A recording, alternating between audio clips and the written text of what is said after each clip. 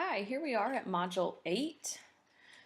This module is going to discuss our last three types of research design. It's going to include case study, historical research, and legal research. So what is case study research? It's an examination of a specific group, activity, setting, or phenomena. Case study research has proven to be very beneficial for sport management practitioners.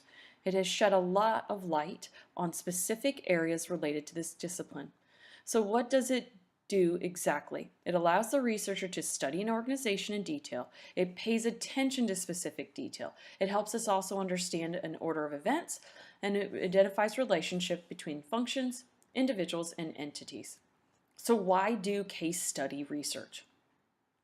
Ultimately, this type of research helps us gain a better understanding of the real-life sport industry and the issues that occur within this industry. So what are the components of case study research? First, there's the design and implementation. This portion of the case study considers theory and then also talks about the design type that will be utilized. It also needs to discuss ways at which validity and reliability are ensured. The next consideration or the component for case study research is preparation. It is understanding of what it'll be like in the field and the skills necessary to do this.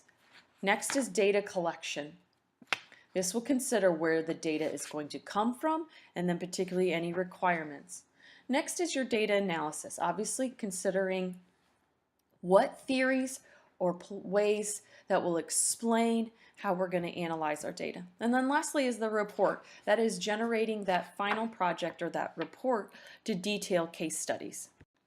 For our history buffs, historical research is an exciting opportunity to examine historical patterns and trends. In the sport management profession, this allows researchers to understand what happened and what can happen. Ultimately, the goal is to make sense of events and to understand and connect those events to wider happenings. Historical research brings awareness to those past events and happenings, and furthermore helps us predict and understand how those events might happen in the present day or even in the future. Historical research allows us to understand our past and ultimately predict our future. This has become really important in the sport management profession. So what is that material that we can use to achieve historical research? First of all, it's our common primary sources. For some of us, it's those published materials. However, there has to be a recognition that in order to get a true historical perspective, sometimes oral accounts are what deemed to be the most important. In addition, there could be unpublished manuscripts, it's diaries or notes. Secondly, we'll have your secondary sources. As we know, books and book reviews, there may be some scholarly articles, past theses or dissertations, as well as conference papers. They all serve to be material that could be used to create a historical research project. Our next type of research design is legal research.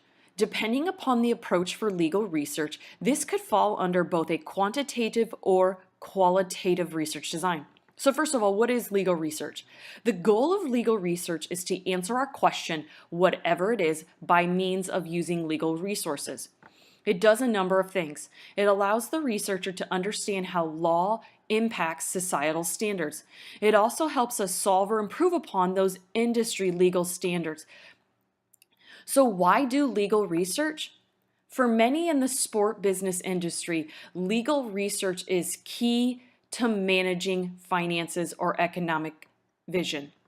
This can improve or influence policy. It also offers insight on how to improve the decision making of a professional group.